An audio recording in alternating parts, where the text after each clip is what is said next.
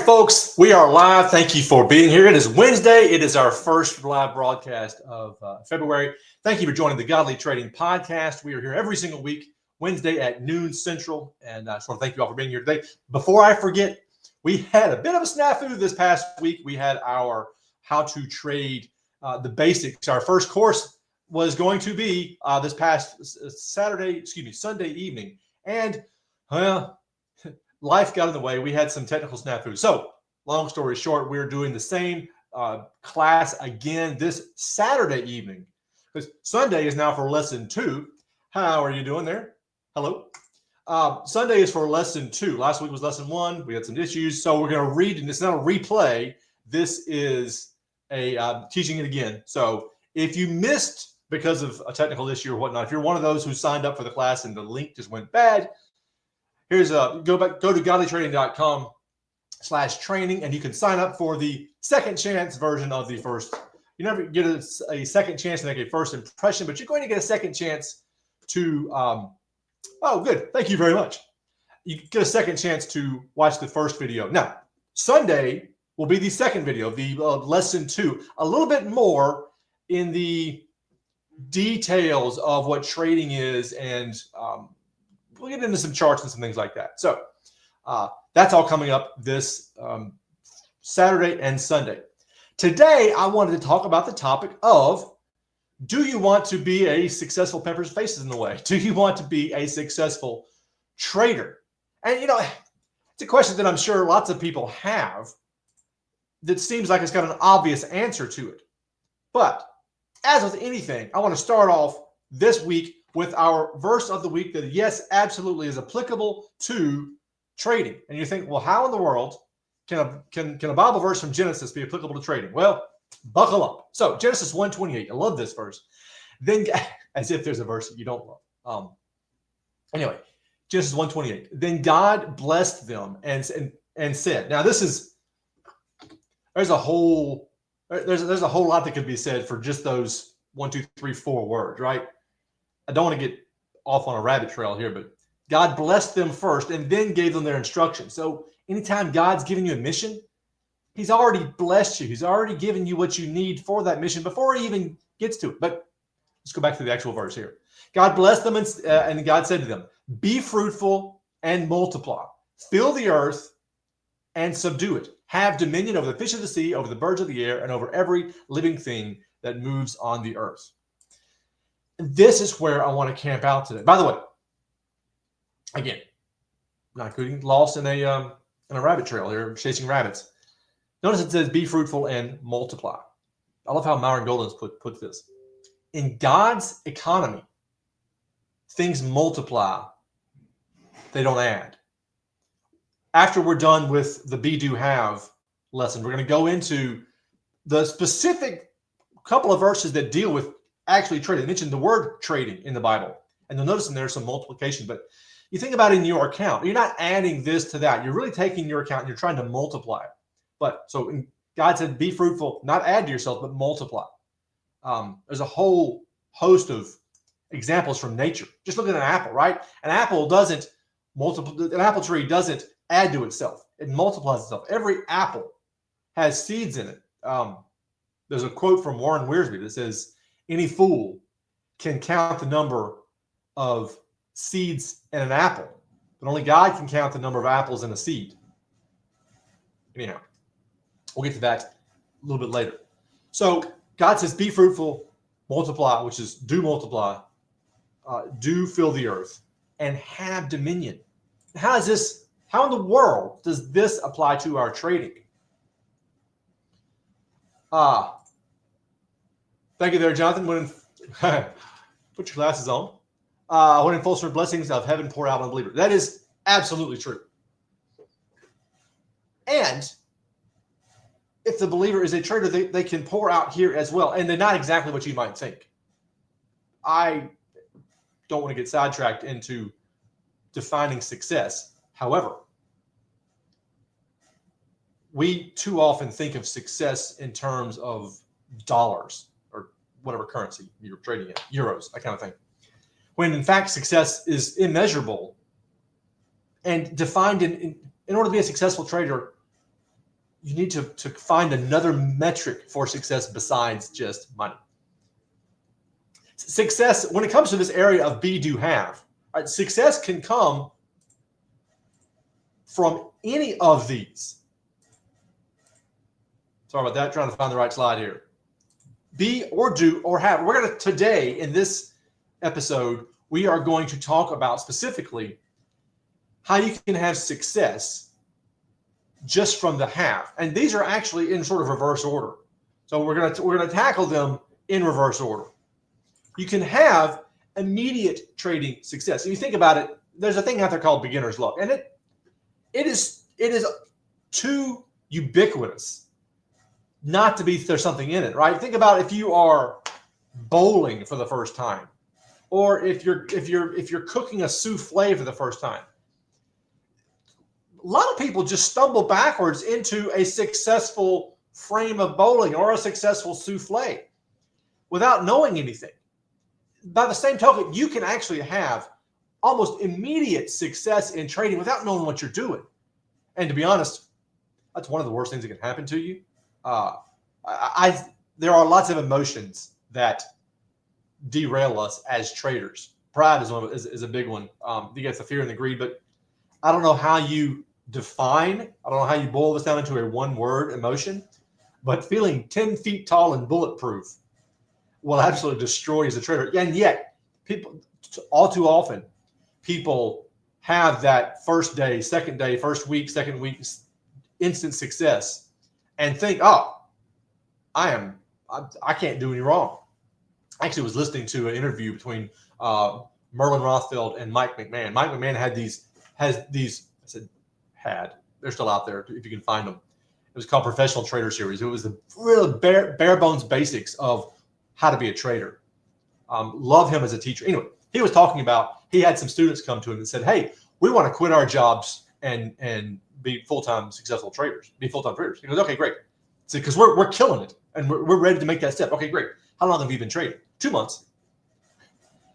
They had success, but I guarantee you they had not done the steps necessary for that success to be attributed to them. So what do you mean you can have immediate success and it might not be attributable to you? Well, think about it. You can trade with trade signals. You can have someone else manage your trading account for you. You can do copy trading. All of these sort of fall into the category of earn while you learn. And there's absolutely nothing wrong with that. I would encourage anybody who has a pot of money that wants to get started maximizing that money. Well, sure, find a reputable source for a trade signal or a copy trading service. Find someone with a proven track record to manage that money for you while you are learning how to manage it yourself. You can absolutely have success kind of based off of somebody else. All of these can let you have trading success. However, it begs the question, if you're using a copy trading service, is it really your success that you're having? If you're having someone else manage your money, obviously in that case, the answer would be no, it's not your success. Well, why does that matter? It doesn't necessarily matter if you are on a path towards, hey, I'm just starting. I'm going to let somebody else handle my money while I am learning. But eventually, you have to be able to do this yourself. God commanded us to be, do, have. He didn't say, hey, guys, I'm going to put you, Adam and Eve in the garden, and the cows and the beavers and the dinosaurs, they're the ones that are going to fill the earth and subdue it and have dominion. You guys just manage them. He gave that command to us. And ultimately, we as fathers, I feel a sense of urgency, a sense of weight, of responsibility towards fathers, and I am lumping everybody into that category of fathers, even the women folk. If you bear the responsibility, if the responsibility for some version of a family falls on your shoulders, that's who I'm talking to. And God has commanded us to take care of these people. So we can't forever shift the responsibility from us to someone else. Absolutely. Earn while you learn as you're getting started. That is the responsible thing to do. But at some point, we have to take that. We have to be the ones to be doing the doing. Which, by the way, the doing leads to the having. it begs the question, what, think about it. God gave them the be, do, have, right? Be fruitful, multiply, and fill the earth. Those are both do, right? Be fruitful, do multiply, do fill the earth, and then have dominion. What did God mean by dominion? You think about that. How do we have dominion in our lives? How do we have dominion in our trading? Well, just looking at the Hebrew word there for dominion, it means these things. To rule. People of my generation, hey, we rule, right? What are we, Gen X? I am Gen X. To take dominion, to prevail. We'll come back to that ETH there at the end just for a second. To tread down and but mainly to dominate. You think about dominate, and it has sort of two connotations. You've got the negative connotation, someone was a dominating personality. That's kind of negative. But think about it on in the sports arena, right? Michael Jordan dominated the sport. Tom Brady, well, we're told Tom Brady dominated the sport. One could argue that Drew Brees really was the one who dominated his sport, given the talent level or lack of talent level around him. So there's a positive connotation to dominate.